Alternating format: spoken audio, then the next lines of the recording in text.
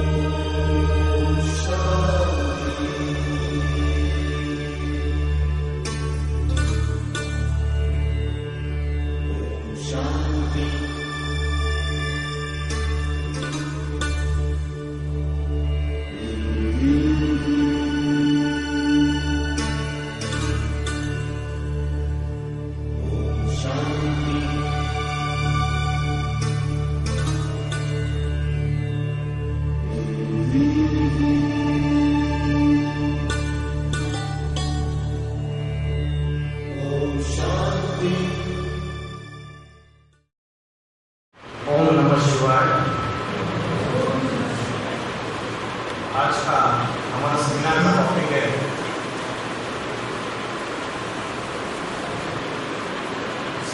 Topic है भारत का प्राचीन राज्यों कौन सा है और योग की असली परिभाषा क्या है। तो मैं आज आप सभी जो स्टूडेंट्स हैं योगा नेचुरोपैथी का कोर्स कर रहे हैं, आप कहेंगे हमें तो आपसे ज़्यादा नॉलेज है, आप तो इंजीनियरिंग करके आए हैं, लॉ की पढ़ाई पढ़ी है आपने।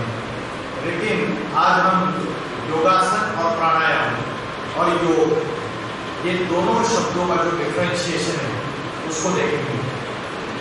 श्रीमद् भगवद गीता में जो राजयोग की बात कही है, राज विद्या, राज नियम, पवित्रम इदम उत्तमम, ये राजयोग जो है ये राजा बनने की विद्या है जिसमें गहरा आध्यात्मिक राज समाया हुआ है। ये पवित्र विद्या है जो साक्षात ईश्वर के द्वारा सिखाई जाती है। ये श्रीमद् भगवद गीता में बोला है, राज विद्या राज नियम पवित्रम इदम उत्तमम, प्रत्यक्षा मम धर्म्यम सुसुखम। प्रत्यक्षा मम, इसका मतलब है साक्षात ईश्वर के द्वारा सिखाई जाती है। सुसुखम, सुसुखम माना सहज है, खींचतान करके नहीं है, किसी भी प्रकार का आर्टिफिशियल तरीके से नहीं है। आज जो मेडिटेशन के जो टेक्निक सिखाए जाते हैं वो आर्टिफिशियल टेक्निक्स है। अभी भी हमने थोड़ा सा आर्टिफिशियल वे में किया। आर्टिफिशियल जो टेक्निक्स है उसमें कोई बोलता है नासिकाग्र के ऊपर ध्यान करो, कोई बोलता है अपने हृदय के धड़कन के ऊपर ध्यान करो, कोई कहता है श्वास प्रश्वास की गति के ऊपर ध्यान करो। जब माँ अपने बच्चे को याद करती है तो सहज याद करती है ना, जैसे श्रीमद् भगवत गीता में बोला सुसुखम माना सहज, तो सहज याद करती है। बच्चा अमेरिका चला गया तो माँ क्या बच्चे को याद करने के लिए पालती मार के बैठती है, आंखें बंद करके बैठती है क्या? या कोई म्यूजिक प्ले करती है, कोई गाना बजाती है बच्चे को याद करने के लिए? नहीं। कोई डांस करती है जैसे आज किया जाता है नवरात्र उत्सव में, गणेश उत्सव में, गणपति में, ऐसा कोई डांस करती है क्या माँ बच्चे को याद करने के लिए? अच्छा, उसके नाम का जाप करती है राहुल राहुल राहुल राहुल करके उसको याद करने के लिए, सहज याद करती है और बच्चे को टचिंग हो जाती है। ये वाइब्रेशन की शक्ति है, ये मन के संकल्पों की शक्ति है।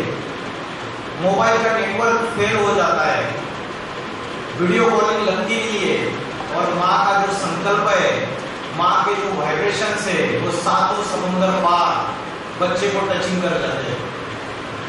तो ये साइलेंस की पावर है। और दूसरा क्या है? साइलेंस के अपोजिट साइंस। साइंस जो है वो शरीर विज्ञान, शरीर के अलग अलग जो अंग है उसका अभ्यास, शरीर के जड़ तत्वों का अभ्यास, जल वायु अग्नि पृथ्वी आकाश, मशीन का, ये कंप्यूटर है, ये इलेक्ट्रॉनिक्स इंस्ट्रूमेंट है, इसका अभ्यास, ये साइंस है, विज्ञान है। और दूसरी तरफ है साइलेंस, ये अध्यात्म शक्ति है।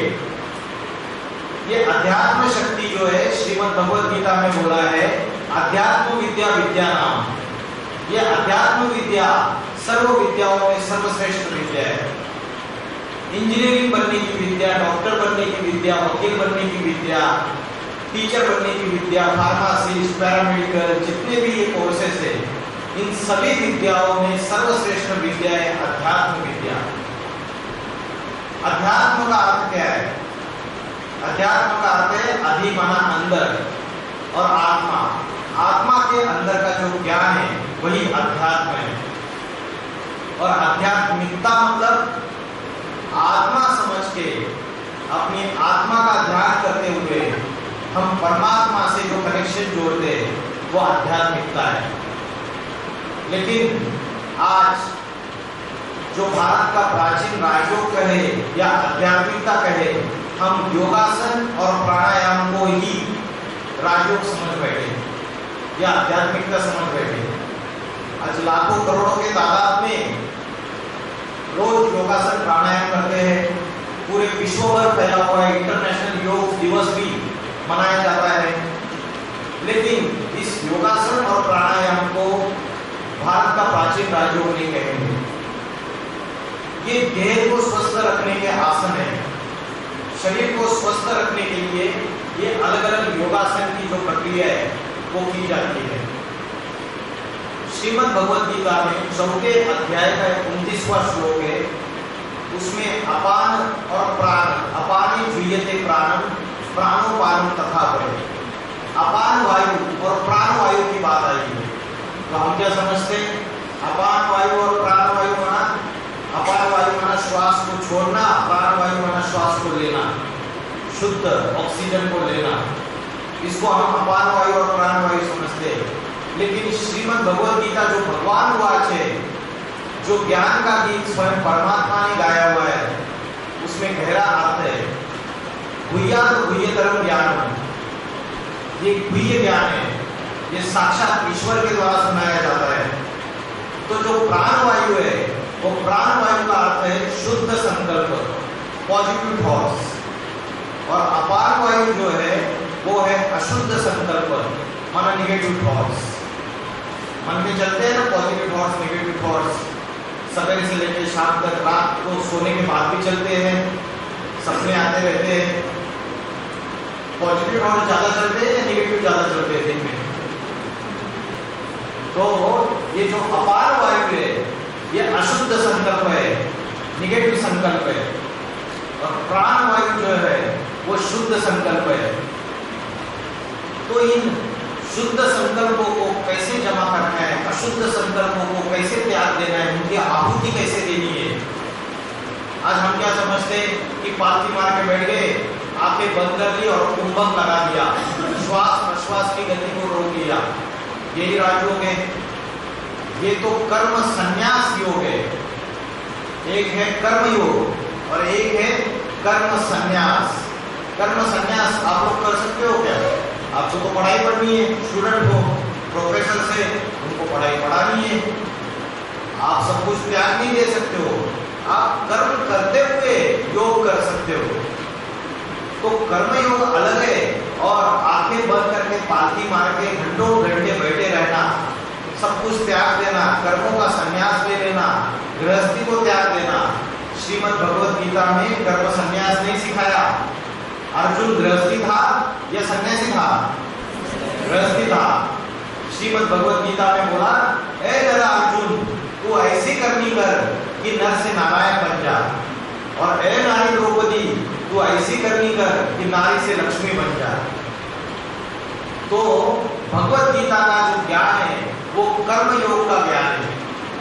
लेकिन आज क्या होता है, भगवे वस्त्र धारण करते हैं, या जो भी वैराग्य का स्वरूप क्या है कि वस्त्र धारण करो, घर गृहस्थी को छोड़ दो, जंगल में चले जाओ या किसी दूर दराज आश्रम में चले जाओ, सब कुछ त्याग दो। तो ये कर्म संन्यास है। लेकिन कर्म संन्यास जो होता है उसमें आप अपनी इंद्रियों को तो संयमित कर लेते हो, ब्रह्मचर्य धारण कर लेते हो, लेकिन क्या मन से ब्रह्मचर्य धारण कर पाते हैं? जो मन के जो संकल्प है वो संकल्प विषय विकारों में या लौकिक चीजों में, भौतिक वस्तुओं में, भौतिक पदार्थों में और व्यक्तियों में नहीं जाते। उनके ब्रह्मचर्य धारण करने के बावजूद, संन्यास के वस्त्र धारण करने के बावजूद जाते हैं। इसके लिए श्रीमद् भगवद गीता में बोला है, नहीं संन्यस्त संकल्प योगी भवति कश्चन। जिसने अपने भौतिक या लौकिक संकल्पों का त्याग नहीं किया है उसको योगी नहीं कहेंगे। योगी वो जिसने सिर्फ अपने शरीर के इंद्रियों को संयमित नहीं किया है, उसने अपने लौकिक और भौतिक संकल्पों का भी त्याग किया है। भौतिक संकल्प क्या होते हैं, लौकिक संकल्प क्या होते हैं, और अलौकिकता क्या होती है? जो स्पिरिचुअली एम्पावर्ड है वो अलौकिकता है, और जो भौतिक जगत है, मटेरियलिस्टिक वर्ल्ड है, जिसमें भौतिक वस्तुओं का, पदार्थ का, ये देह भी क्या है? भौतिक है। देह जड़ है, हड्डी मांस का पुतला है, और आत्मा चैतन्य शक्ति है, प्राण शक्ति है। आत्मा का भान होना यह अलौकिकता है, और देह का भान होना, देह के संबंधियों का भान होना, ये लौकिकता है। तो जिसने अपने लौकिक संकल्पों का त्याग नहीं किया वो योगी नहीं हो सकता। श्रीमद् भगवद गीता में बोला है, कर्मेंद्रियाणि संयम्यस्त यास्ते मनसा स्मरण इंद्रियार्था विमूढ़ात्मा मिथ्याचारात् मुच्यते। अपनी कर्मेंद्रियों को तो संयमित कर लिया, अपनी इंद्रियों को तो संयमित कर लिया, यास्ते मनसा स्मरण, लेकिन मन से अगर विषय विकारों को याद करते रहे, इंद्रियार्था विमूढ़ात्मा मिथ्याचारात् मुच्यते, तो ऐसा जो व्यक्ति है वो ढोंगी है, वो मिथ्याचार कर रहा है, वो ढोंगी है, वो सच में सन्यासी नहीं है, सच में योगी नहीं है। अगर उसकी मन बुद्धि उन्हीं विषय विकारों में रमन कर रही है, लेकिन शरीर से उसने इंद्रियों को संयमित कर लिया, तो उसको योगी नहीं कहेंगे, उसको मिथ्याचारी, पाखंडी, ढोंगी कहेंगे। तो आज जो राजयोग का ज्ञान है वो आत्मा का ज्ञान है। आत्मा का अभ्यास करने से हम मन को वश में रख सकते हैं। ये मन क्या है? घोड़ा है, चंचल है, वायु के समान गतिमान है, ये भागता है, इसमें ढेर सारे विचार आते रहते हैं। अब ये एक संकल्प आया, अभी दूसरा संकल्प आया। जितने संकल्प ज्यादा, जितने विचार ज्यादा, उतनी अस्थिरता, उतनी अनस्टेबिलिटी और उतना मनोबल कमजोर, उतनी विल पावर कमजोर। जिसके अंदर आप अगर अपने आप को चेक कर सकते हो, एनालाइज कर सकते हो, अगर आपके अंदर बहुत ज्यादा थॉट्स चलते हैं, अभी ये फिर दूसरा, फिर तीसरा, फिर चौथा, पांचवा, तो समझ लेना मनोबल बहुत कमजोर है, आत्मशक्ति बहुत कमजोर है और विल पावर बहुत बढ़ाने की आवश्यकता है। तो जो आत्मा की शक्ति है, आत्मा का अभ्यास है, वो राजयोग का असली अभ्यास है। और आत्मा का अभ्यास करते करते जब हम अपने मन के संकल्पों को भी कंट्रोल करने का अभ्यास करते हैं, उसको भी वश में लाते हैं, वो असली राजयोग है। अर्जुन भगवान को पूछते हैं कि मेरा मन जो है ये बार बार चंचल होता है, मेरा मन बड़ा हठी है, बलवान है, इस चंचल मन को मैं कैसे एकाग्र करूं? अर्जुन तो धनुर्धारी था, महारथी था, लेकिन क्या हो गया अर्जुन को? अर्जुन तो भागने लगा युद्ध के मैदान से, बोलता है ये मेरे अपने हैं, मैं इनको कैसे मानूं? और भगवान ने उसको जो गीता ज्ञान बताया, उसको अपनी रिस्पॉन्सिबिलिटी से, अपने कर्तव्य से भागने के लिए मना कर दिया। केवल मास्म गमा पार्थ, बोला अरे तू शंड मत बन, मतलब बिजड़े जैसी बात मत कर, तू तो निष्क्रिय बन रहा है। अर्जुन बोलता है मेरा तो शरीर कांप रहा है, मेरे हाथ कांप रहे हैं, ये गांडीव धनुष्य मेरे हाथ से गिरा जा रहा है, मैं ये कैसे करूं? तो आज हम सभी नंबरवार अर्जुन हैं और ये कुरुक्षेत्र का मैदान है। कुरु का अर्थ क्या है?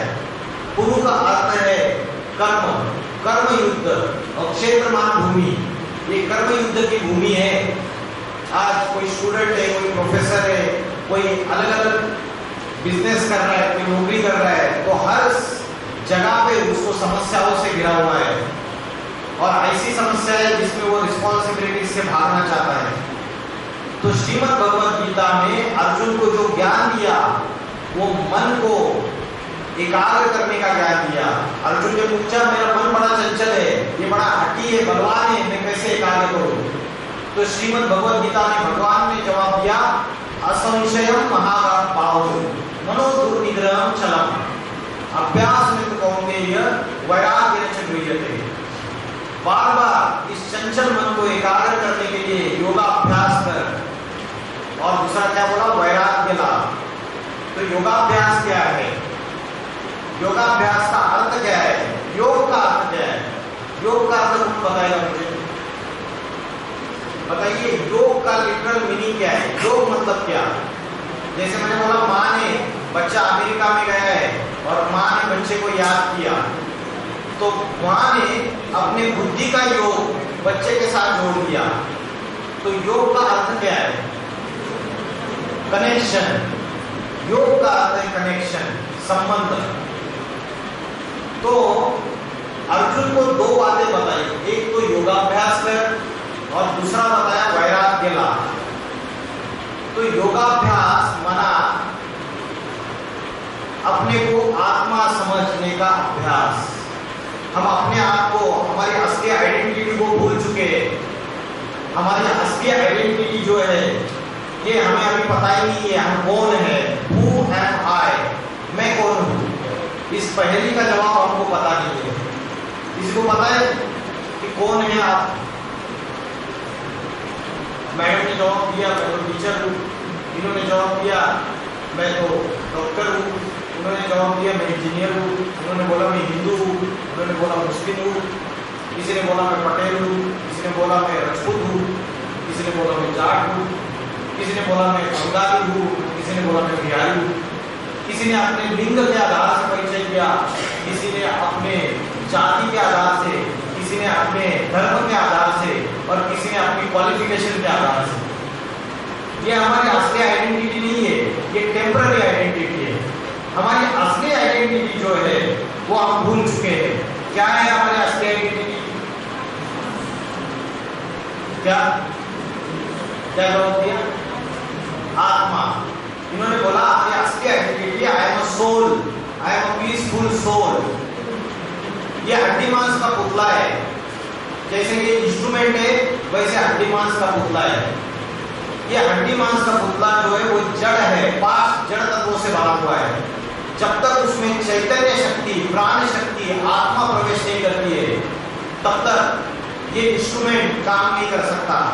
जैसे इस इंस्ट्रूमेंट में जब तक इलेक्ट्रिसिटी सप्लाई नहीं आएगा ये काम नहीं करेगा, वैसे ही आत्मा ये ऊर्जा है, एनर्जी है, प्राण शक्ति है, ये हमारी असली आइडेंटिटी है। तो योगाभ्यास बताया, तो योगाभ्यास के लिए सबसे पहली चीज ये अपने को आत्मा समझना और आत्मा समझ के जो सुप्रीम पावर है उससे कनेक्शन जोड़ना, ये योगाभ्यास है। और दूसरा है वैराग्य। वैराग्य कैसे लाना है मैंने अभी बताया। सन्यासी के वस्त्र पहन के वैराग्य लाने की बात नहीं है। इसी दुनिया में सभी के साथ रहते हुए, कर्म करते हुए, सारे कर्म करते हुए, खाते हुए, पीते हुए, सोते हुए, उठते हुए, बैठते हुए, सारे कर्म करते हुए मन बुद्धि से डिटैच रहना। ये मन बुद्धि अटैचमेंट में नहीं आ पाए, इसको बोलते वैराग्य। तो मन बुद्धि कहाँ जानी चाहिए? फिर मन बुद्धि ऊंच से ऊंच सुप्रीम पावर से कनेक्शन में रहेगी या उत्तमांग में, ये जो भ्रुकुटी है यहाँ पे मन बुद्धि स्त्रीयम रहेगी आत्मा में। तो जो भी कर्म कर रहे उन कर्मों का अटैचमेंट नहीं होगी, उससे लगाव नहीं होगा।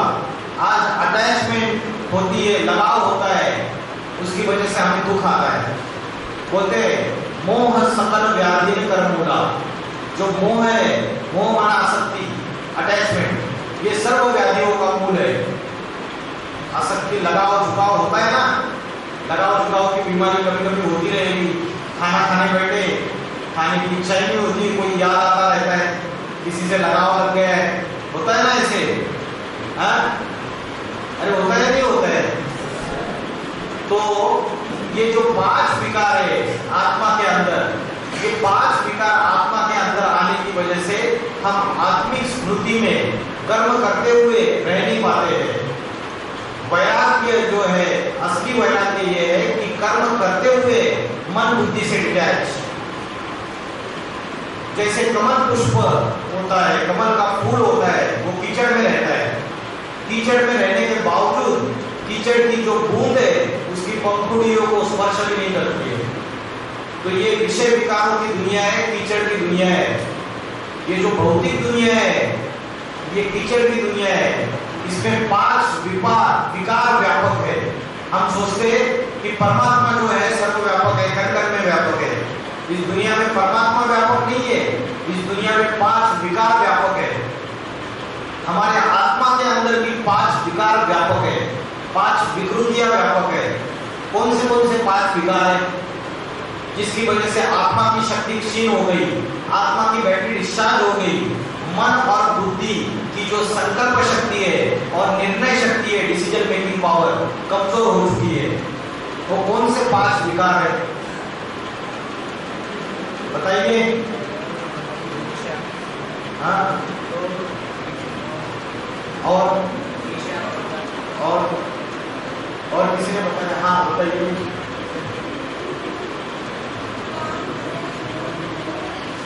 अच्छा, वेरी गुड। काम, क्रोध, लोभ, मोह, अहंकार। काम, क्रोध, लोभ, मोह, अहंकार। काम का अर्थ है कामना। कामना का कोई लड़की का नाम नहीं ले रहा हूं। कामना का अर्थ है इच्छा, डिजायर। और इच्छाओं में सबसे प्रबल इच्छा कौन सी है? सबसे पावरफुल डिजायर कौन सी है? सबसे ज्यादा रहती है हाँ? पैसा कमाना। अच्छा, पैसा किस लिए कमाते हो? बड़ा मकान ले लेंगे, बड़ी गाड़ी ले लेंगे, सब कुछ ले लेंगे, उसके बावजूद खुशी नहीं मिलेगी। एक इच्छा सबसे प्रबल इच्छा है। ये सब कुछ जमा करने के पीछे क्या कारण है बुद्धि में? श्रीमद् भगवद गीता में बोला है, यस्य सर्वे समारंभे काम संकल्प वर्जिता।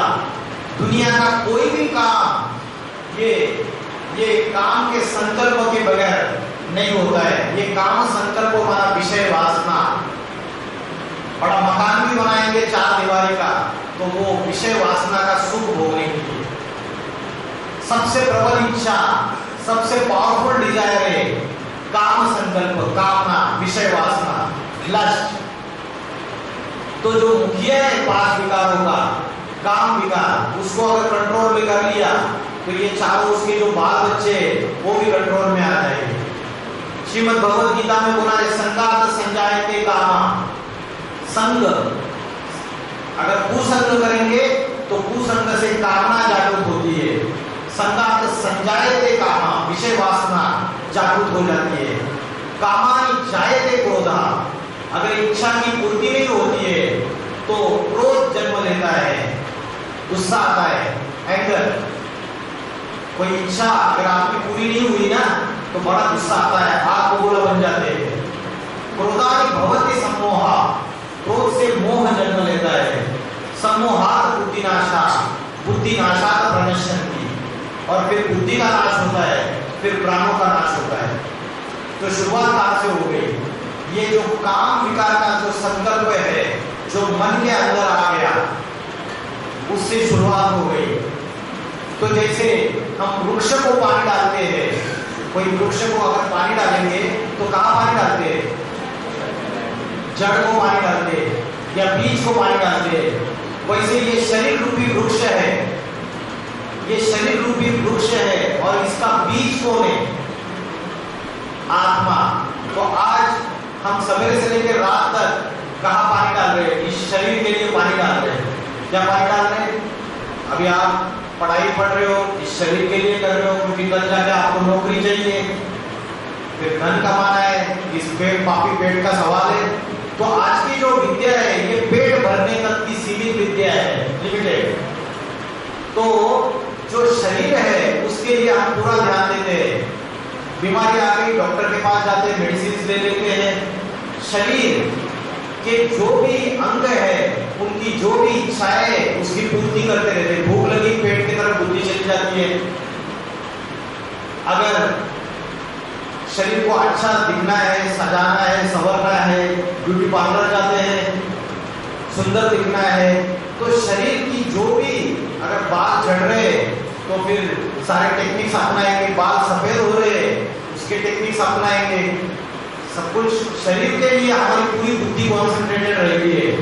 लेकिन शरीर को चलाने वाली जो प्राण शक्ति है, आत्मा है, संकल्प शक्ति है, मन, डिसीजन मेकिंग पावर है, बुद्धि, इसको स्त्रियम करने के लिए, इसको पावरफुल बनाने के लिए, आत्मबल, मनोबल बढ़ाने के लिए हम सवेरे से लेकर रात तक 24 घंटे में 1 भी घंटा समय नहीं लेते हैं आत्मा का चिंतन करने के लिए।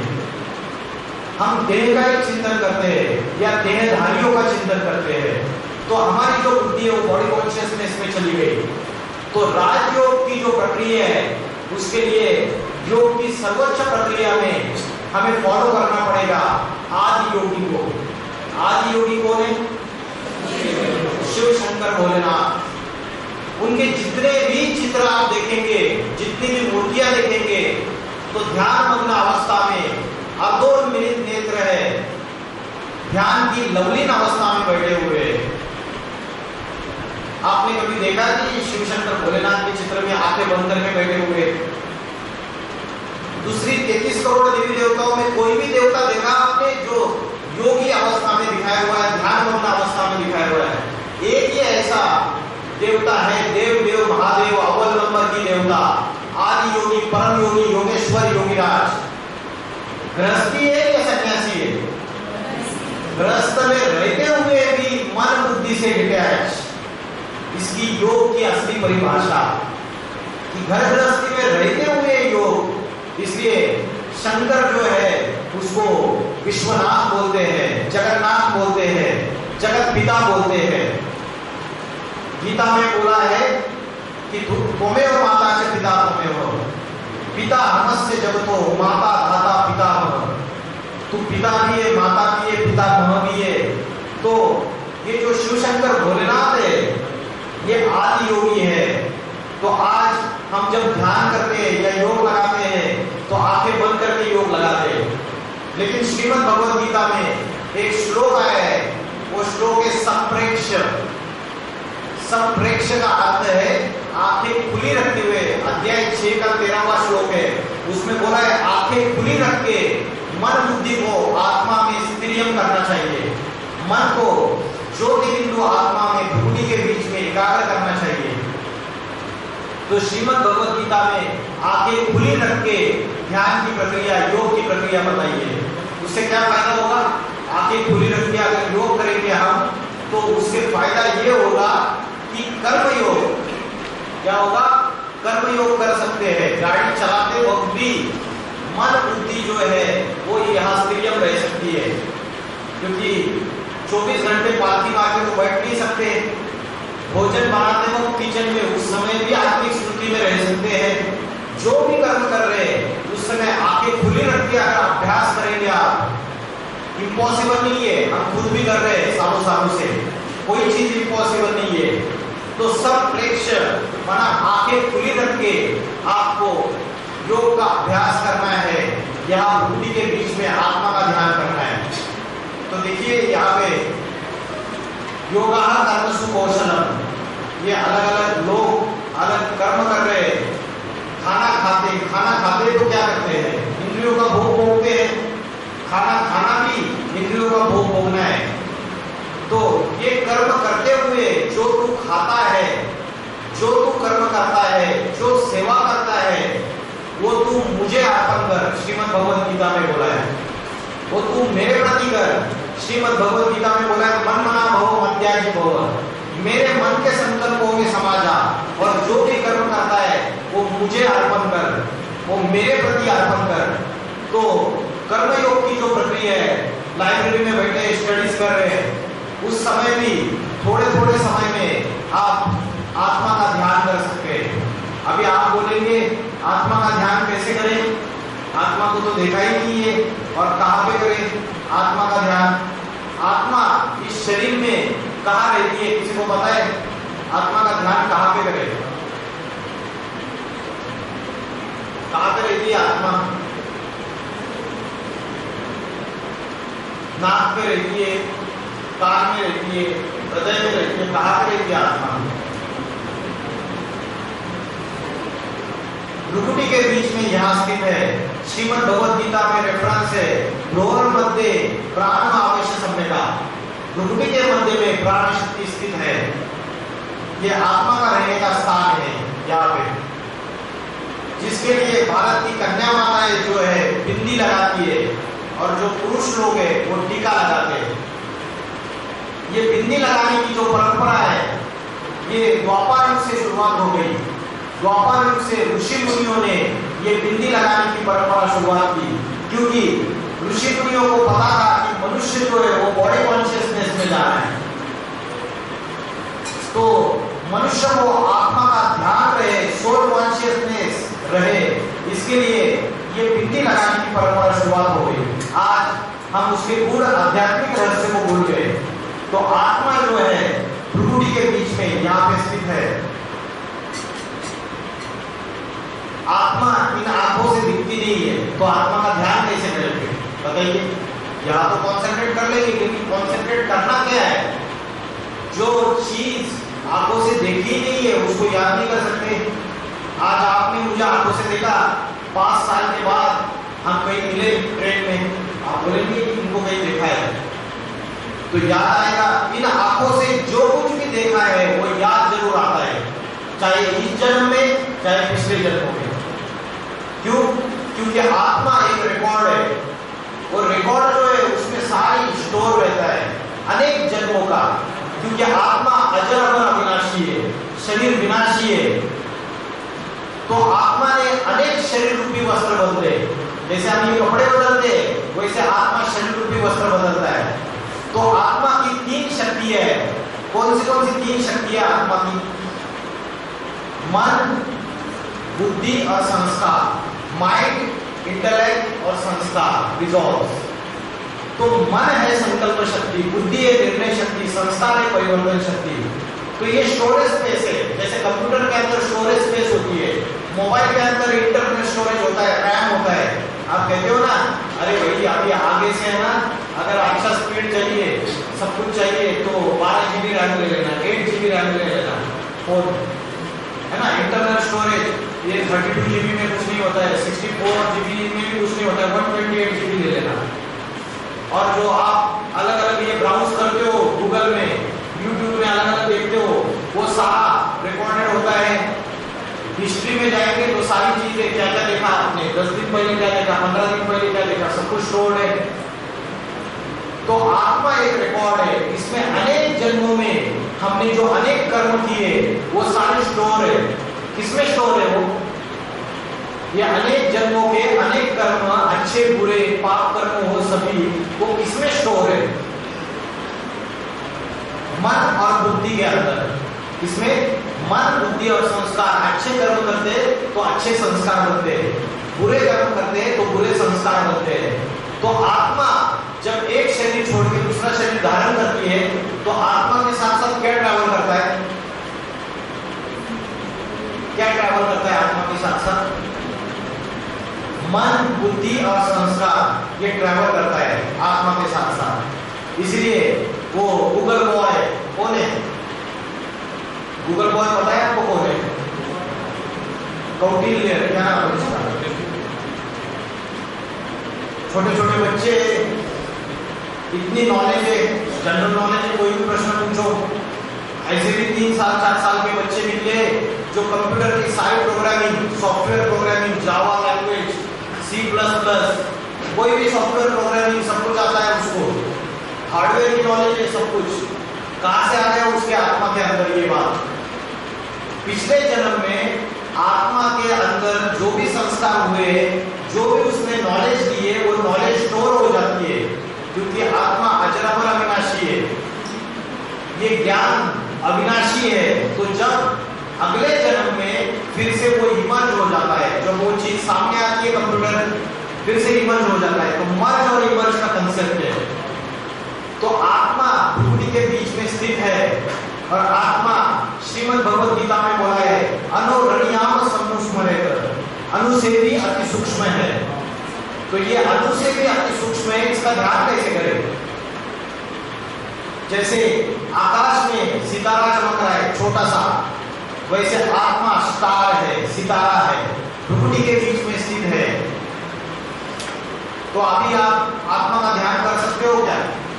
मैंने दोनों चीजें बताई, कहाँ ध्यान करना है ये भी बताया और क्या ध्यान करना है ये भी बताया। क्या ध्यान करना है आपको? स्टार, जैसे आकाश में स्टार चमकता है वैसा स्टार यहाँ चमक रहा है। और आत्मा का ध्यान करने का, मन को एकाग्र करने का सबसे अच्छा समय कौन सा है? ब्रह्म मुहूर्त का। सवेरे 2 बजे से लेकर पौने 5 बजे तक का जो समय है वो ब्रह्म मुहूर्त का समय है। 4 बजे उठ जाओ। रात का 9 बजे से लेकर 12 बजे तक का जो समय वो राक्षस काल है। वो राक्षस काल में हम जगते रहते हैं, जिसमें सारी दुनिया में भूत प्रेत मंडराते हैं। तो अलग सब्जेक्ट है कि भूत प्रेत होते हैं या नहीं होते, अलग सब्जेक्ट है, दैट इज डिफरेंट टॉपिक। लेकिन वो राक्षस काल है। साइंस से आधार से अगर पूछेंगे तो ब्रह्म मुहूर्त के समय प्योर एनर्जी, कॉस्मिक एनर्जी सबसे ज्यादा रहती है। पवित्र वायुमंडल रहता है, शुद्ध वायुमंडल रहता है। सवेरे 4 बजे उठ जाइए। और जो राक्षस काल का समय है, रात्रि का समय है, उस समय कॉस्मिक एनर्जी जो है वो बहुत कम रहती है, ना के बराबर रहती है। और वायुमंडल जो है, जो एटमॉस्फेयर है, वो अशुद्ध रहता है, अपवित्र रहता है। तो प्रातः समय 4 बजे उठना चाहिए, रात को जल्दी सोना चाहिए। 4 बजे उठ के ब्रह्म मुहूर्त के समय आत्मा का ध्यान करना चाहिए। भ्रुकुटी के बीच में यहाँ पे मैं आत्मा स्टार हूँ, ये एक ही संकल्प, एक ही थॉट होना चाहिए। अनेक संकल्प नहीं, कोई भी याद नहीं आना चाहिए। 4 बजे उठने के बाद ना दोस्त याद आना चाहिए, ना बॉयफ्रेंड, ना गर्लफ्रेंड, ना माँ, ना पिता, ना टीचर, कोई भी याद नहीं आना चाहिए। बस मैं आत्मा स्टार हूं, ये एक ही संकल्प। ये है स्व अभ्यास, इसको बोलते हैं स्वाध्याय। स्व माना आत्मा, आत्मा का अध्ययन, आत्मचिंतन इसको बोलते हैं। जब आप यहाँ पे याद करोगे तो उसका फायदा क्या होगा? उससे आत्मशक्ति, आत्मा की बैटरी चार्जिंग हो जाएगी, उससे मनोबल इंक्रीज हो जाएगा, विल पावर इंक्रीज हो जाएगी, और जो मन के अंदर जो नेगेटिव थॉट्स है वो भाग जाएंगे, 5 विकृतियां भाग जाएंगी, काम, क्रोध, लोभ, मोह, अहंकार। जब आप राजा, ये राजा है टॉप में बैठा हुआ, इसको पावरफुल बनाओगे तो सब कुछ मन और बुद्धि ये भी शक्तिशाली बनते जाएंगे। आज जो depression, tension, stress, anxiety, insomnia, overthinking, रात को नींद नहीं आना, ये सारी जो समस्या है, ये मनोविकार जो है, इसका हल एलोपैथी भी बोलती है, साइकेट्रिक की दवाइयां देती है, आपकी नेचुरोपैथी भी देती है, आयुर्वेदा भी देता है, लेकिन इसका असली हल जो है, ये मन को एकाग्र करने का, आत्मा में स्थित करने का, ये असली सॉल्यूशन है उसका। मन की शक्ति को पावरफुल बनाना।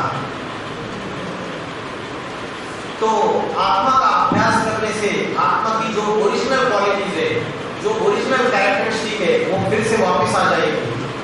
आत्मा ने जब पहली बार इस सृष्टि रूपी रंगमंच पे जन्म लिया, शरीर धारण किया, तब आत्मा के अंदर 100% पवित्रता, 100% प्रेम, आनंद, शक्ति, गुण, ज्ञान, सारी चीजें थी।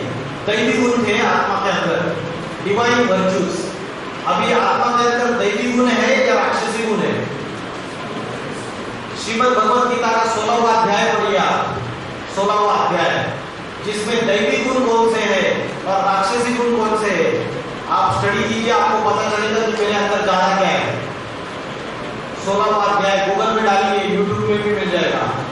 अभय सत्व संशुद्धि, ज्ञान योग व्यवस्था, दान तपस्या के स्वाध्याय अर्जन। अभय माना निर्भयता, फियरलेसनेस, सत्व संशुद्धि, मन और बुद्धि की सफाई, क्लीनलीनेस।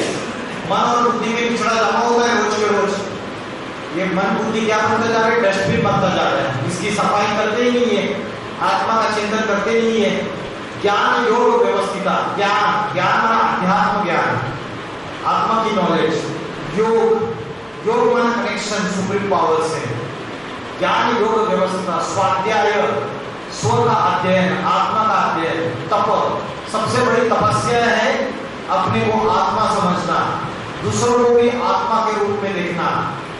तो इक्वालिटी का प्रिंसिपल आ गया। अगर आत्मिक भाव में रहेंगे तो स्त्री और पुरुष का भेद भी खत्म हो गया, जातियों का भेद भी खत्म हो गया, धर्मों का भेद भी खत्म हो गया, सब कुछ खत्म हो गया, क्योंकि वो भी आत्मा है, ये भी आत्मा है, सभी आत्मा है, सारी आत्माएं एक परमपिता परमात्मा शिव की संतान है। लेकिन आज ये अनेक धर्म वाले लड़ाई झगड़ा कर रहे हैं, इस्लामी, बौद्धी, क्रिश्चियन कर रहे हैं ना लड़ाई झगड़ा, बोलते थे हिंदू, मुस्लिम, सिख, ईसाई आपस में सब भाई भाई। अरे तुम आपस में भाई भाई हो तो तुम्हारा बाप एक होना चाहिए, सिंपल है लॉजिक। अगर भाई भाई है तो पिता एक ही होना चाहिए ना, तो पिता कौन है उसको भूल गए, परम पिता परमात्मा शिव या ईश्वर। क्रिश्चियन लोग उसको गॉड करके पुकारते हैं, मुस्लिम लोग अल्लाह करके पुकारते हैं, सभी आत्माओं का कोई एक ही पिता है। तो आज हमारा जो बुद्धि योग है उस सुप्रीम पावर से डिस्कनेक्ट हो चुका है, उसकी वजह से आज हमारे अंदर सच्चा आनंद, प्रेम, पवित्रता, आत्मा की जो ओरिजिनल क्वालिटीज है वो गायब हो चुकी है पूरी तरीके से। कठोपनिषद में एक शास्त्र है कठोपनिषद नामक, तो उसमें बोला है आत्मा नाम रथिनम विद्धि। आत्मा क्या है? रथी है। रथी माना पैसेंजर, शरीरम रथमेव च, शरीर रथ है। बुद्धि तुम सारथी विद्धि, बुद्धि ड्राइवर है। मन प्रग्रहमेव च, मन लगाम है। इंद्रियानि हयाउ, इंद्रिया घोड़े है। आज ये घोड़े भाग रहे, कंट्रोल में नहीं है किसी के, और इंद्रिय रूपी घोड़े भागते तो मन भी उसके पीछे भागता है, मन का लगाम भी ढीला पड़ा हुआ है।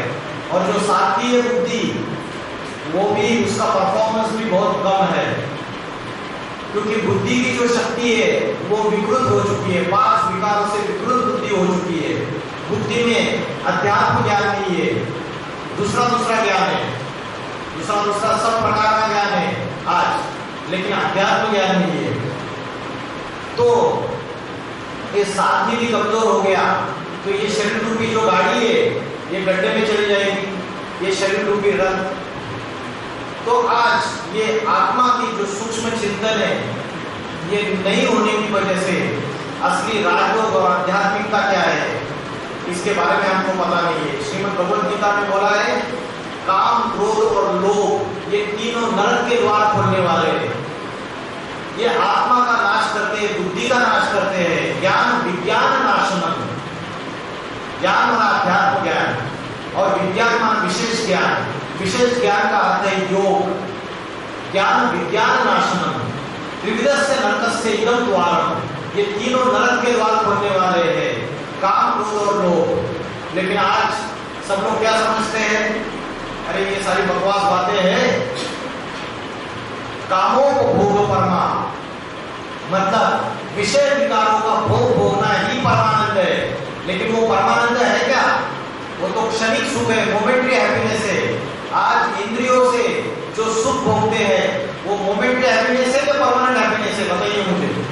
थोड़े समय का सुख है, अल्पकाल का सुख है और लंबे समय का दुख है।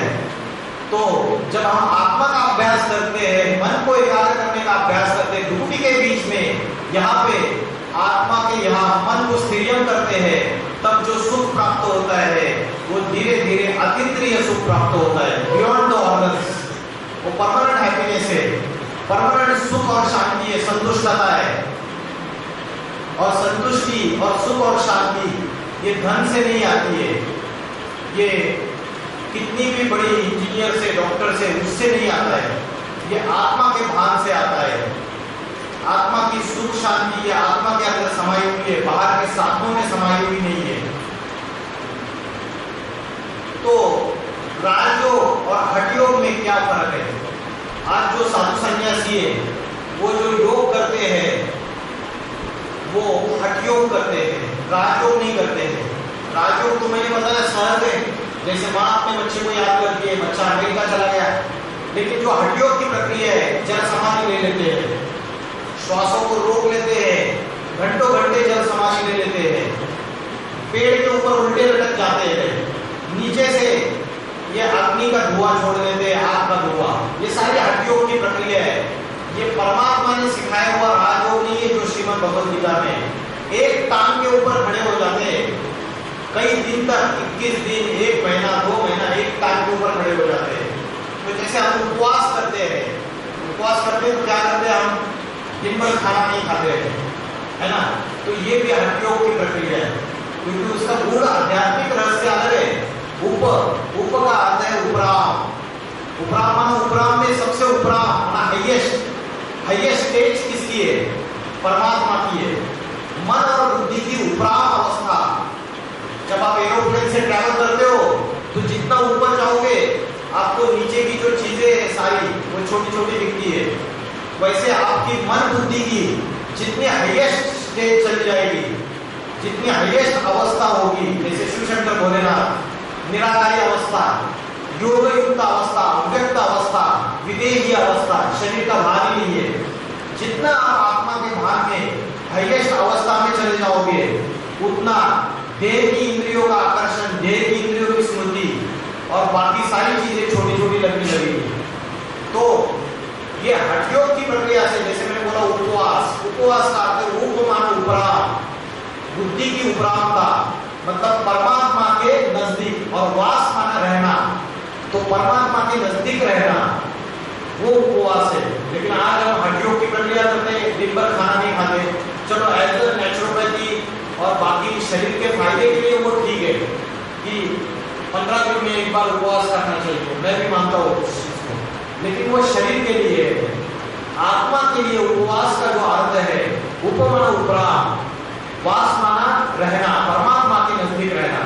हम शरीर से कुछ खाते नहीं है, लेकिन उस दिन मन हमारा गंदे गंदे विचार आते रहते हैं, दूसरों के प्रति वाचा से आप गालियां बक रहे हैं, तो उसको उपवास नहीं कहेंगे। तो आज जो भी हम प्रक्रिया करते हैं, हड्डियों की प्रक्रिया करते हैं। आप मंदिर में जाके दिए की जोत जलाते हैं, या घर में जो मंदिर है उसमें दिए की जोत जलाते हैं। मैंने आपको आज बताया वो आत्मा रूपी जोत आपके अंदर है, तो आप अपने अंदर ही जोत जगा सकते हो। अपने अंदर ही यहाँ पे आप ध्यान का अभ्यास कीजिए। आत्मा एक स्टार है, आत्मा एक ज्योति, पॉइंट ऑफ लाइट है, उसको ध्यान करो। यहाँ पे मैं जब छोटा था ना, मैं घंटों घंटे दिए की जोत के ऊपर ध्यान लगाता था। पता नहीं मुझे क्यों, बस पिछले जन्मों की कोई स्मृति रहेगी, मैं दिए की जोत के ऊपर ध्यान लगाते हुए बैठता था। लेकिन जब मैं अध्यात्म का अभ्यास करने लगा तो मुझे पता चला कि वो जोत मेरे आत्मा के अंदर स्थित है, ये पॉइंट ऑफ लाइट, यहाँ पे मुझे ध्यान लगाना है। तो हठयोग की प्रक्रिया और राजयोग की प्रक्रिया, इसमें अंतर है। जोर जबरदस्ती शरीर को तपाना, शरीर को जोर जबरदस्ती तपस्या करना, क्योंकि श्रीमद् भगवद गीता में बोला है जो शरीर को तपाते हैं हठपूर्वक, उससे भी श्रेष्ठ राजयोग है, कर्म योग है, उससे भी श्रेष्ठ है। ज्ञान योग से भी श्रेष्ठ है राजयोग या कर्म योग। ज्ञान योग क्या है? कोई बड़ा ज्ञानी है, बड़ा ज्ञान है, उसको गीता का ज्ञान है, वेदों का ज्ञान है, सब कुछ है, मंत्र सारी चीजें पता है उसको, लेकिन उसके अंदर योग बल नहीं है, आत्मा का अभ्यास नहीं है, परमात्मा से कनेक्शन करने का अभ्यास नहीं है। तो वो भी ज्ञान योग से, ये राजयोग उससे भी ज्यादा श्रेष्ठ है। तो श्रीमद् भगवद गीता में बोला है तपस्विभ्यो धिको योगी, तपस्विभ्यो धिको योगी। जो तपस्या है, हठपूर्वक तपस्या की जाती है, हठयोग के किया जाता है, उससे भी राजयोग श्रेष्ठ है। ज्ञानीभ्यो भी मतोधिक, और ज्ञानी से भी ये राजयोग श्रेष्ठ है। कर्मीभ्यो धिको योगी, और जो कर्म का संन्यास करते हैं, कर्मों को त्याग देते हैं, उससे भी राजयोग श्रेष्ठ है। तो लोग समझते हैं कि खाना नहीं खाने से हमारा योग लगेगा, लेकिन गीता में उसके उल्टा बोला है। गीता में बोला है नात्यश्न तस्तु योगस्ति, माना अति खाने वाले का भी योग नहीं लगता है, और एकदम ही भूखा रहने वाले का भी योग नहीं लगता है। एक पेटू होता है ना, दिन रात खाना चाहिए, उसको खाना ही खाना चाहिए, उसका कभी योग ही नहीं लगेगा, उसका मन भी कभी स्थिर नहीं हो सकता। अति खाने वाले का योग नहीं लगता है, और बिल्कुल ही न खाने वाले का भी योग नहीं लगता है। वैसे ही न चाति स्वप्नशीलस्य जागृतो नैव चारुणः, अति जागरण करने वाले का योग नहीं लगता है, और अति सोने वाले का भी योग नहीं लगता है। श्रीमद् भगवद गीता में बोला है जो देर तक सोते हैं वो भोगी है। कोई सवेरे, अभी आपका कॉलेज कितने बजे रहता है? सवेरे 10 बजे, 10 बजे शुरू होता है। हॉस्टल पे रहते हैं आप? बाहर से आते हैं, घर से आते हैं। 10 बजे रहते हैं, तो कोई यहाँ ऐसे भी रहेंगे जो 9 बजे उठते होंगे, है कोई इधर? नॉर्मल टाइमिंग 8:30 9 उठने का गलत है। श्रीमद् भगवद गीता में बोला है या ईशा सर्वभूतानां यस्याम जागृति संयमी तस्याम जागृति भूतानां सा ईशा पश्यन्मुने। जो योगी लोग हैं वो रात्रि के समय जागृत अवस्था में होते हैं। तो जो ब्रह्म मुहूर्त का समय है 2 बजे से लेकर 4:45 बजे तक का समय, और जो सांसारिक लोग हैं वो जिसको दिन समझते हैं, अभी जो ऐसे दिन चल रहा है, तो योगी लोग उसको रात्रि समान मानते हैं। झूठी माया, झूठी काया, झूठा सब समस्या, ये नश्वर है, सारा का सारा देह भी नश्वर है, ये सृष्टि भी नश्वर है। तो राजयोग की जो प्रक्रिया है उसका असली अभ्यास अगर करना है आपको, तो वो प्रातः समय है। गीता में बोला है यदा विनेतम चित्तम आत्मनेवावतिष्ठते निस्पृह सर्व कामको युक्ते युच्यते तथा। जो योगी है वो क्या करता है? आत्मा में अपने चित्त की एकाग्रता करता है। निस्पृह माना बिना किसी इच्छाओं के, सारी इच्छाओं को बंद कर दो। अनेक इच्छाएं आती है, सवेरे से लेकर शाम तक चेक कीजिए आप, अलग अलग डिजायर उत्पन्न हो जाते हैं। जब आपको हाईएस्ट इच्छा जब मिल जाएगी, तब ये लोअर छोटी छोटी इच्छाएं, ये इसको साइड में करना है। जैसे आप छोटेपन में आपको एक टॉय एक खिलौना दिया जाता है, खिलौना आपको बहुत मजा आता है, और दूसरा एक पड़ोसी का बच्चा है, उसका एक दूसरा खिलौना देता है कि ऑटोमेटिक सिर्फ एक बटन दबा है वो चल रहा है खिलौना, तो नई इच्छा जागरूक हो जाती है कि वो खिलौना चाहिए। फिर और इच्छाएं जागरूक होती है, जितनी फिर बड़ा वो खिलौना मिल जाता है तो ये जो पहले वाला खिलौना ये फेंक देते हैं आप। तो जितनी आपकी बड़ी इच्छा रहेगी, हाईएस्ट डिजायर रहेगी, उतनी छोटी छोटी इच्छाएं गायब हो जाती है। तो हाईएस्ट डिजायर जो है वो एक ही होनी चाहिए कि आत्मा का ध्यान, जिससे सोल कॉन्शियसनेस, बॉडी कॉन्शियसनेस नहीं, सोल कॉन्शियसनेस। तो बाकी की जितनी भी इच्छाएं वो जो दुख देने की निमित्त बन जाती है। श्रीमद् भगवद गीता में बोला है इच्छा द्वेष समुत्थेन द्वंद्व मोहेन भारत। ये इच्छा और द्वेष, द्वेष मतलब क्या? हेट्रेड, जेलसी, जेलसी होती है ना एक दूसरे के प्रति। इच्छा द्वेष समुत्थेन द्वंद्व मोहेन भारत। इच्छा और द्वेष से, डिजायर और हेट्रेड, इलविल, दूसरे के प्रति जेलसी का भाव, ये जो क्या पैदा करता है? द्वंद्व। द्वंद्व माना सुख दुख रूपी द्वंद्व को पैदा करता है। तो जो दुख है, जितनी भी परेशानी है, जितनी भी समस्या है, मन और आत्मा दुखी फील करता है, उसका मूल कारण इच्छाएं और द्वेष है। ये 5 विकार है। तो आत्मा का अभ्यास कैसे करना है, राजयोग से विल पावर कैसे बढ़ती है, मैंने आपको बताया। जितने बड़े बड़े राजा है, वो राजाओं ने राजा बनने की विद्या कब सीखी और किसने सिखाई? उनकी आत्मा के अंदर ये जो विल पावर है ये कैसे आई? उन्होंने कौन सा ऐसा अभ्यास किया? इसकी नॉलेज उनको कैसे आई? तो ये राजयोग क्या है और कौन सिखाता है, इसके आंसर बहुत जरूरी है।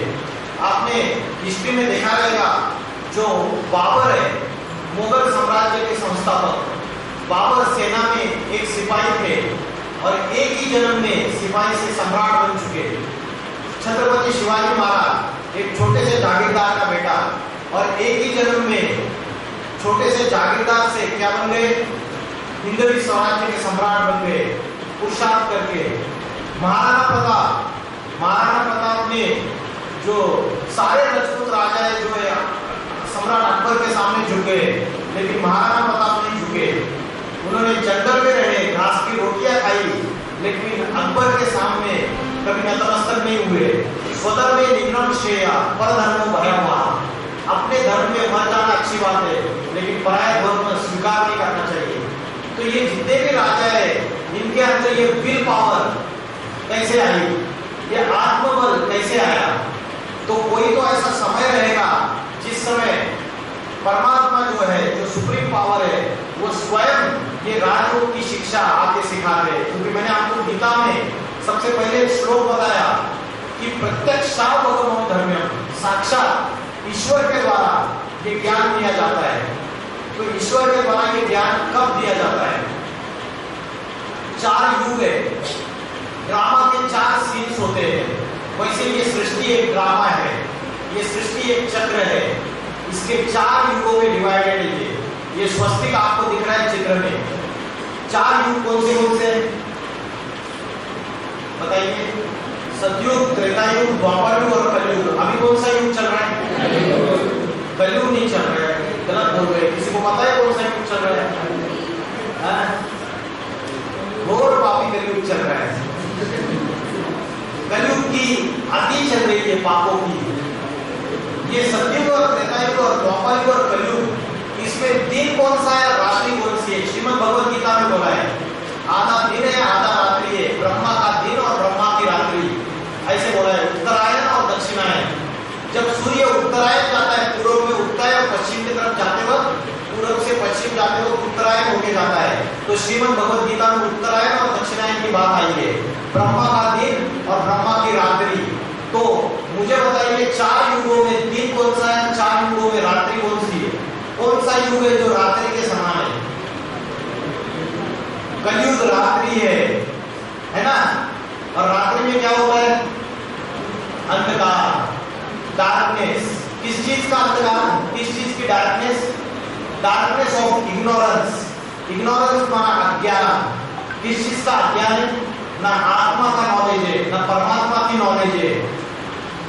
ये अज्ञान अंधकार है। और जहां अज्ञान अंधकार होता है, जब रात्रि होती है तो रात्रि में क्या होता है? चोरी चकारी होती है, पाप कर्म होते हैं। तो कलयुग जो है वो रात्रि है। तो रात्रि के बाद क्या आता है? दिन आता है, सवेरा आता है, सोचना आता है। घोर अंधकार के बाद घोर सोचना आता है। तो सतयुग क्या है? कलयुग के बाद सतयुग रूपी दिन है, सतयुग रूपी सोचना है। कलयुग ये नरक की दुनिया है और सतयुग ये स्वर्ग की दुनिया है। हमारा एक मिसकंसेप्शन है कि स्वर्ग किधर ऊपर रहता है और नरक किधर नीचे रहता है। स्वर्ग इसी धरती पे रहता है और नरक भी इसी धरती पे रहता है। सतयुग ये स्वर्ग की दुनिया है, वहां आत्मा 100% प्योर है। और कलयुग में आत्मा जो है कंप्लीटली इम्प्योर है। तो आत्मा का जो ट्रांसफॉर्मेशन है, जो 5 विकारों का काम, क्रोध, लोभ, मोह, अहंकार, इन 5 विकारों को भस्म करके जब आत्मा कंप्लीटली प्योर हो जाती है तो नई दुनिया स्वर्ग आ जाता है, जिसको मुस्लिम लोग बोलते हैं जन्नत, क्रिश्चियन लोग बोलते हैं हेवन, पैराडाइज, और हिंदू लोग बोलते हैं वैकुंठ या स्वर्ग या सत्य युग, सचखंड, जहाँ सत्य ही सत्य है। बोला है सत्यम शिवम सुंदरम। तो जो मेरा प्रश्न ये था कि राजयोग की पढ़ाई कब आके पढ़ाते हैं? तो जो कलयुग का लास्ट समय है और सतयुग की शुरुआत है, इन दोनों के बीच का जो गैप है 100 इयर्स का, जिसको बोलते हैं कन्फ्लुएंस एज, संगम युग। जैसे 2 नदियों का संगम होता है, वैसे रात्रि और दिन का भी जो संगम होने का समय 100 इयर्स का, उस समय परमात्मा स्वयं इस सृष्टि पर अवतरित होके राजयोग की शिक्षा सिखाते हैं। क्योंकि आप बोलेंगे सुप्रीम पावर से कनेक्शन में कैसे होना है? क्योंकि सुप्रीम पावर को तो किसी ने देखा ही नहीं है आंखों से। आज मंदिर में हम मूर्तियों के रूप में परमात्मा की पूजा कर रहे हैं, मस्जिदों में, चर्च में, गुरुद्वारे में पूजा कर रहे हैं, लेकिन क्या किसी ने देखा है आंखों से चैतन्य रूप में? नहीं देखा है। जब तक उनको यथार्थ रूप में हम याद तब तक नहीं कर सकते जब तक चैतन्य रूप में, प्रैक्टिकल रूप में परमात्मा स्वयं शिक्षक बन के, सद्गुरु बन के, टीचर बन के इस सृष्टि पे अति साधारण मनुष्य में अवतरित नहीं होते। तो उनका अवतरण का समय कौन सा है? कब उनको आना चाहिए? कब ट्रांसफॉर्मेशन होना है? पापी कलयुग को बदल के पावन सतयुग में परिवर्तित करना है। तो ये जो ट्रांसफॉर्मेशन है, ये कोई आज का पॉलिटिशियन कर सकता है, राजनेता, धर्मनेता, संत महात्मा कोई भी कर सकता है, जो भगवान के दलाल बन के बैठे हुए कोई भी नहीं कर सकता है, सिवाय परमात्मा के। ये ट्रांसफॉर्मेशन कोई नहीं कर सकता, क्योंकि पतित पावन करने वाला, पतित पावन सद्गति दाता स्वयं परमात्मा है। मुक्तिदाता, जीवन मुक्तिदाता, सद्गति दाता वो स्वयं ईश्वर है, वो सुप्रीम पावर है। तो सुप्रीम पावर जो है वो सद्गुरु बन के, टीचर बन के कलयुग के अंतिम समय में, वर्तमान में अवतरित हो चुके हैं। श्रीमद् भगवद गीता में बोला है अवजानाति मां मूढ़ा, मुझे साधारण तन में आए हुए भगवान को मूर्ख बुद्धि लोग पहचान नहीं पाते हैं। और जिसकी वजह से, उसका कारण है क्यों नहीं पहचान पाते भगवान को? क्योंकि वो भौतिक सुखों में बुद्धि लगी हुई रहती है, भौतिक आकर्षणों में बुद्धि लगी हुई रहती है। परमात्मा जब साधारण तन में आते हैं तो विरला ही उसको पहचान पाता है। वो कोई बड़े टाटा, रतन टाटा, अंबानी, कोई आदित्य बिरला उसके शरीर में नहीं आते, कोई बड़ा पॉलिटिशियन, बड़ा प्राइम मिनिस्टर उसके शरीर में अवतरित नहीं होते, साधारण मनुष्य तन में अवतरित होते हैं। गीता में बात हो रही है। तो उसको कैसे पहचाने? उसको सिर्फ ज्ञान के आधार से पहचाना जाता है। वो आकर जो ज्ञान सुनाते हैं, क्योंकि परमात्मा के अंदर सारी सृष्टि का ज्ञान है, नॉलेज है, वो त्रिकालदर्शी है, वर्तमान, भूत और भविष्य का नॉलेज है, सृष्टि के आदि, मध्य और अंत का नॉलेज है। ये सृष्टि की शुरुआत कब हुई, अंत कब हुआ, इसका मध्य कब है, इसकी नॉलेज है। तो परमात्मा आके ये राजयोग की शिक्षा जब पढ़ाते हैं कलयुग के अंत में, तब आत्मा के अंदर अष्ट शक्तियां आ जाती है। आत्मा की अष्ट शक्तियां क्या है? आपको सामने अष्ट शक्तियां दिखाई दे रही है। आप बताइए, उधर से दिखाई दे रहा है क्या? पढ़ने आ रहा है किसी को? क्या है अष्ट शक्तियां? एक एक बताइए फास्ट। एक मिनट में जोर से आप लाउडली।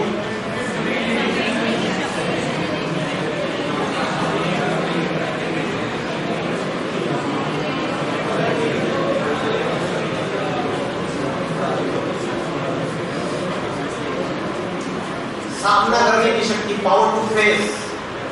छोटी छोटी समस्याओं में, जीवन में बड़ी छोटी छोटी समस्याएं आती है, हम सामना नहीं कर पाते, डिप्रेशन में चले जाते हैं, आत्महत्या कर लेते हैं। बड़े बड़े पढ़े लिखे लोग, आईएएस ऑफिसर्स, डॉक्टर्स, इंजीनियर्स, वकील भी आज की तारीख में आत्महत्या कर रहे हैं। क्यों? क्योंकि सामना करने की जो आत्मा की शक्ति वो कमजोर हो चुकी है। उसके बाद पावर टू टॉलरेट, सहन करने की शक्ति कमजोर हो चुकी है। भारत की माताओं में सहन करने की शक्ति बहुत ज्यादा थी। आपकी माँ को पूछो, आपकी दादी को पूछो, पति शराब पी के आता है, गाली गलौज करता है, पत्नी को मारता है, पीटता है, फिर भी माँ घर छोड़ के भाग जाती थी क्या? सहन करने की शक्ति थी, अपने परिवार को बांध के रखती थी। लेकिन आज क्या हो गया? आज लड़की ससुराल चली जाती है, 10 दिन में वापस आ जाती है, डाइवोर्स का पिटीशन, डाइवोर्स का केस फाइल कर देती है। तो सहन शक्ति है क्या आत्मा के अंदर? सुन रहे कि नहीं सुन रहे? सहन शक्ति है आत्मा के अंदर। छोटी छोटी समस्याओं में भी सहन करने की शक्ति नहीं है, समाने की शक्ति नहीं है, पावर टू एडजस्ट। दूसरों के दुर्गुण समाने की शक्ति नहीं है। जो सागर होता है वो नदी, नाले और ये जितना भी कचरा है उसका अपने अंदर समा लेता है। लेकिन आज हम दूसरों के दुर्गुण अपने अंदर समा नहीं सकते हैं। तो निर्णय करने की शक्ति, डिसीजन मेकिंग पावर, परखने की शक्ति, ये सारी शक्ति हमारी इसलिए कमजोर हो चुकी है। परखने की शक्ति, जैसे कोई चोरी है वो परखता है कि असली हीरा कौन सा है, नकली हीरा कौन सा है। आज हमारे अंदर परखने की शक्ति कमजोर हो चुकी है। कई व्यक्ति हमारे जीवन में आते हैं और धोखा देके चले जाते हैं, हम उनको परख ही नहीं पाते क्योंकि आत्मा की शक्ति कमजोर हो चुकी है। तो ये आत्मा की जो अष्ट शक्ति है, ये राजयोग के द्वारा फिर से जागरूक की जा सकती है। और राजयोग क्या है? आत्मा समझना, प्रकृति के मध्य में आत्मा का ध्यान करते हुए उस सुप्रीम पावर से योग लगाना जो किसी साधारण मनुष्य तन में अवतरित हो चुकी है। और जो राजयोग है वो 4 पिलर्स के ऊपर आधारित है। ये व्यक्ति आत्मा का ध्यान करके परमात्मा से कनेक्शन जोड़ रहा है। 4 पिलर्स है। कौन से 4 पिलर्स है? पढ़िए। पहला पिलर क्या है? पिलर, जिस पिलर पे बैठा हुआ है, दिखाई दे रहा है क्या? ब्रह्मचर्य। ब्रह्मचर्य इसका अर्थ क्या है? पवित्र मन, पवित्र वाचा, पवित्र दृष्टि और पवित्र कर्म, ये ब्रह्मचर्य है। मन में अगर दूसरों के प्रति ईर्ष्या द्वेष है, बददुआएं दे रहे तो उसको ब्रह्मचर्य नहीं कहेंगे। वाचा से दूसरों को गाली गलौज कर रहे, अपशब्द बोल रहे तो इसको ब्रह्मचर्य नहीं कहेंगे। कर्मों में अपवित्रता है। तो राजयोग का पहला पिलर ब्रह्मचर्य। दूसरा पिलर शुद्ध अन्न। शुद्ध अन्न माना pure food. As a food so the mind. जैसे खाओगे अन्न वैसे बनेगा मन, जैसे पियोगे पानी वैसे होगी वाणी। अन्न का मन से कनेक्शन है। लेकिन आज ये बात हम भूल गए। आज हमें पता है कि हम कुछ भी खाते हैं, कहीं रेड़े पे, कहीं रेस्टोरेंट में, होटल पे, कहीं भी कुछ भी खा लेते हैं। घर में माँ के हाथ से, पत्नी के हाथ से, बहन के हाथ से, अपने हाथ से बना हुआ जो भोजन है वो पवित्र भोजन है। परमात्मा की स्मृति में, आत्मा की याद में रहते हुए पवित्र वाइब्रेशंस में। रेस्टोरेंट में जो खाना बना रहा है शेफ, उसके अंदर गंदे विचार चल रहे हैं, वैश्यावृत्ति के विचार चल रहे हैं, डर्टी थॉट्स, वेस्ट थॉट। वो अलग अलग नशे करता है, ड्रग्स लेता है, अलग अलग लतों में इन्वॉल्व है। तो वो जो खाना बना रहा है अच्छे अच्छे मसाले डाल के, जो टेस्टी लग रहा है हमको, लेकिन क्या उसके आंखों के वाइब्रेशंस, उसके वाइब्रेशंस, हाथों के वाइब्रेशंस उस अन्न में उतर रहे या नहीं उतर रहे? उसके वाइब्रेशंस उतर रहे। तो ये जो वाइब्रेशंस की दुनिया है, हम बोलते हैं कि आज बहुत अच्छे वाइब्स है यहाँ पे, तो ये वाइब्रेशंस है। तो आज अन्न का मन से कनेक्शन है। अगर आपको मेंटल हेल्थ और स्पिरिचुअल हेल्थ को अगर इंप्रूव करना है तो आपको अन्न भी है, जो फूड है, इसके ऊपर भी ध्यान देना पड़ेगा। श्रीमद् भगवद गीता में 3 प्रकार के भोजन है। सात्विक भोजन क्या है, राजसी भोजन क्या है, तामसी भोजन क्या है? आप गूगल पे डाल दीजिए उसमें आपको मिलेगा क्या सात्विक भोजन है, क्या राजसी भोजन है, क्या तामसी भोजन है।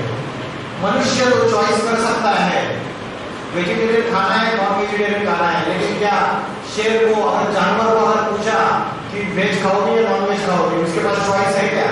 नहीं है, उसको तो बुद्धि नहीं है चॉइस करने की। मनुष्य के पास वो एनालिसिस करने की पावर है, बुद्धि में क्षमता है ये सारी चीजों की। तीसरा है दैवी गुण। तीसरा पिलर क्या है? दैवी गुण। मैंने अभी बताया 16वें अध्याय में आपको दैवी गुणों की बात मिलेगी। और चौथा है सत्संग, सत्य का संग, सत्यम शिवम सुंदरम। एक आध्यात्मिक ज्ञान अगर हम कानों से सुन रहे, रोज माइंड में अच्छे अच्छे थॉट्स डाल रहे, क्योंकि आत्मा की बैटरी जो है वो रोज डिस्चार्ज होती है। जैसे मोबाइल की बैटरी आपकी रोज की रोज डिस्चार्ज होती है तो रोज चार्जिंग करते हो, वैसे आत्मा की बैटरी जो है वो आपकी रोज डिस्चार्ज हो रही है। तो जब कलयुग का अंतिम समय जो होता है, जब सृष्टि में सारे धर्म आपस में लड़ाई झगड़ा करते हैं, तो परमात्मा सृष्टि पे अवतरित होते हैं, तो त्रिदेव के द्वारा कार्य करते हैं। त्रिदेव, जब पुरानी सृष्टि होती है तो नई सृष्टि स्थापन होती है। ये चक्र जो है साइकिल घूमता रहता है। सतयुग, त्रेतायुग, द्वापरयुग, कलयुग, कलयुग में विनाश, फिर सतयुग की शुरुआत। तो तीन देव कौन से त्रिदेव? ब्रह्मा, विष्णु, महेश। ब्रह्मा के द्वारा नई सृष्टि की स्थापना। सनातन धर्म प्राय लोप हो चुका है अभी। सनातन धर्म की पुनर्स्थापना, नई सृष्टि की स्थापना, ये ब्रह्मा के द्वारा कार्य। शंकर के द्वारा पुरानी सृष्टि का विनाश, मनुष्य आत्मा के अंदर के राक्षसी वृत्तियों का विनाश, अनेक धर्मों का विनाश, अनेक परंपराओं का विनाश, अनेक कुरीतियों का विनाश। आज दुनिया में इतने धर्म फैले हुए हैं, जब तक इन अनेक धर्मों का विनाश होके एक सत्य धर्म स्थापन नहीं होगा, तब तक लड़ाई झगड़ा बंद नहीं होगा, तब तक अशांति और दुख खत्म नहीं होगा इस दुनिया से। तो ये कार्य शंकर के द्वारा होता है। तो आज ये सारी दुनिया में, लास्ट इसका एंड कर रहा हूँ सेशन का, ये सारी दुनिया थर्ड वर्ल्ड वॉर के कगार पे खड़ी हुई है। मैंने पहले आपको राजयोग की प्रक्रिया क्या है ये बताया, आत्मा की नॉलेज बताई, आत्मा क्या होती है, शरीर क्या होता है, उसके बाद आत्मा की शक्तियां बताई मैंने आपको, आत्मा का ध्यान कैसे करना है ये बताया, हड्डियों और राजयोग में क्या अंतर है ये बताया मैंने आपको। उसके बाद हम आत्मा समझ के सुप्रीम पावर से कैसे कनेक्ट करना है, परमात्मा का सृष्टि में अवतरित होने का समय कौन सा है, इसके बारे में बताया। अभी मैं आपको इस बात का प्रूफ और प्रमाण दे रहा हूँ कि अभी जो समय चल रहा है, वर्तमान समय, वो कैसे कलयुग का लास्ट समय है। सृष्टि में पाप, भ्रष्टाचार, अत्याचार, व्यभिचार, दुख, अशांति की आंधी चल रही है। मनुष्य ने अपने विनाश के सारे साधन तैयार कर लिए।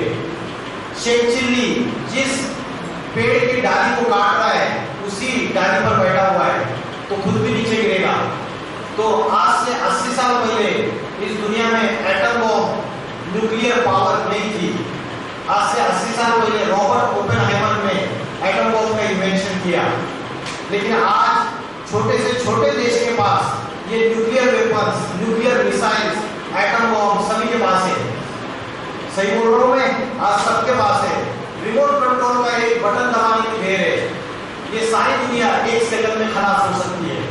तो सबसे पहला जो पॉइंट है कि इस दुनिया में न्यूक्लियर वार के चांसेस है, इसको कोई भी मना नहीं कर सकता। आज भी रशिया धमकी दे रहा है यूक्रेन को कि न्यूक्लियर वेपन्स को यूज कर दूंगा।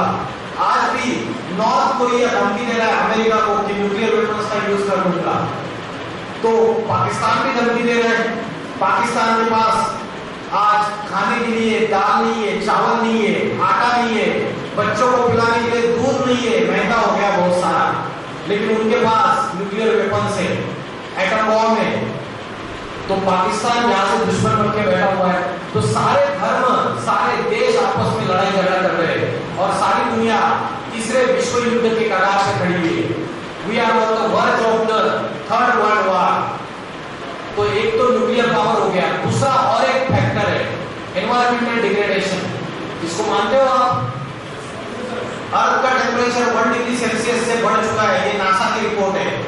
नासा की रिपोर्ट है कि दक्षिण ध्रुव और उत्तर ध्रुव में जो ग्लेशियर से बर्फ के पहाड़ है वो पिघल रहे हैं और उससे जो समुद्र है उसका जलस्तर बढ़ रहा है, ये नासा की रिपोर्ट है। और आने वाले समय में जो बड़े बड़े आइलैंड्स है वो समुद्र के अंदर चले जाएंगे। ये नासा की रिपोर्ट है, प्रेजेंट गूगल पे मिल जाएगी आपको। उसके बाद ओजोन का लेयर डिप्लीट हो रहा है, अल्ट्रावायलेट रेज बढ़ेंगे तो टेम्परेचर ज्यादा बढ़ेगा तो त्राही मचेगी। ये एनवायरमेंटल डिग्रेडेशन है। तीसरा फैक्टर, धरती के ऊपर पापों का बोझ बढ़ता चला जा रहा है, हाँ या ना?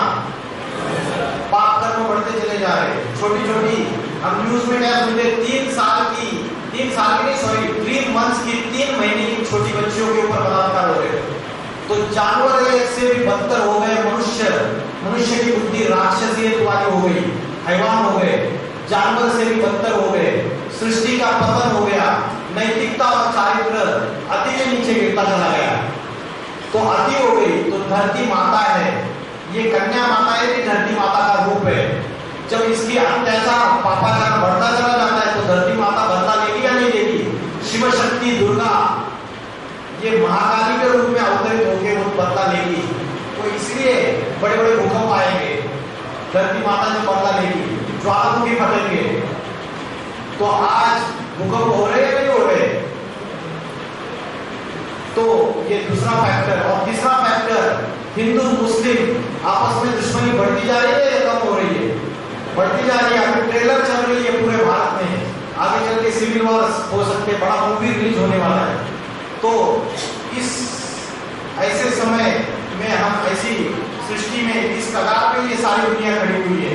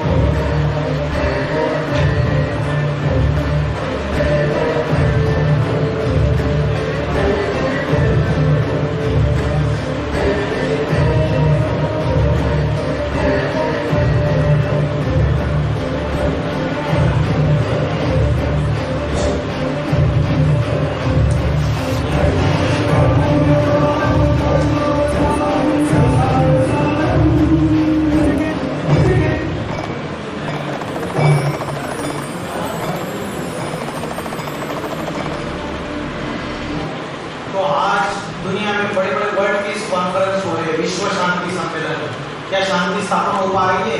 नोबेल पीस प्राइज देते हैं, नोबेल पीस प्राइज दिखावे के लिए शांति स्थापना नहीं हो रही और भी अशांति बढ़ती चली जा रही है।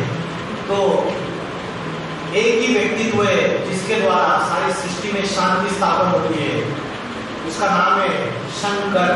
शंकर का अर्थ है शम करोति, शांति की देवता कहते हैं। जब प्रैक्टिकल वो इस सृष्टि में अवतरित होते हैं वर्तमान समय में, तभी उस सृष्टि में शांति स्थापन कर सकते हैं। आपने किसी ने नॉस्ट्राडेम्स का नाम सुना है क्या? नॉस्ट्राडेम्स भविष्यवाणी, या नॉस्ट्राडेम्स की भविष्यवाणी बहुत फेमस है, प्रेडिक्शंस गूगल में डालिए नॉस्ट्राडेम्स। गिरो, कीट, एंडरसन, जूल वर्न, गोपीनाथ शास्त्री, कल्कि पुराण, ये बड़े बड़े भविष्यकार है। इन्होंने जो भविष्यवाणियां की है, इस भविष्यवाणी में उन्होंने बोला है 21st सेंचुरी में उत्तर भारत से महापुरुष का अवतार होगा उत्तर प्रदेश की धरती पर। वो महापुरुष ऐसा आध्यात्मिक संगठन तय करेगा और ऐसा आध्यात्मिक क्रांति लाएगा, आत्मा और परमात्मा के रहस्य सारी सृष्टि के सामने खोल देगा। वो पुरुष सारी सृष्टि का मसीहा बनेगा। बड़ी बड़ी महासत्ताएं उसके सामने नतमस्तक हो जाएगी, अमेरिका, चीन, रशिया, जापान, ऑस्ट्रेलिया, न्यूजीलैंड। वो योग की ऐसी प्रक्रिया सभी को सिखाएगा और एक जाति, एक धर्म, एक भाषा, एक राज्य, एक राजधानी स्थापन करेगा। भारत विश्व गुरु बन जाएगा। ये अलग अलग भविष्यकारों ने ये भविष्यवाणियां की है। मैं आपको ये आध्यात्मिक संदेश देता हूँ, वर्तमान समय में परमात्मा इस सृष्टि पर अति साधारण मनुष्य में अवतरित हो चुके हैं। ये काल परिवर्तन का समय है, ये युग परिवर्तन का समय है। युग की नए युग की आदि होने वाली है और पुरानेपन का विनाश होने वाला है। ऐसे समय में हम सब खड़े हुए। ये 15-20 सालों में जितना साइंस इतने ये साइंस के साधन बढ़े हुए इन 15-20 सालों में, और ये साइंस का जो घमंड है, ये विज्ञान का जो अहंकार है ना, वही सारी सृष्टि का विनाश काल बनेगा। मनुष्य खुद ही अपने विनाश के निमित्त बनेगा। तो ये ऐसा समय है, इस समय परमात्मा आके राजयोग की शिक्षा सिखा रहे हैं। तो इतना बोल के मैं रुकता हूँ। ओम नमः शिवाय।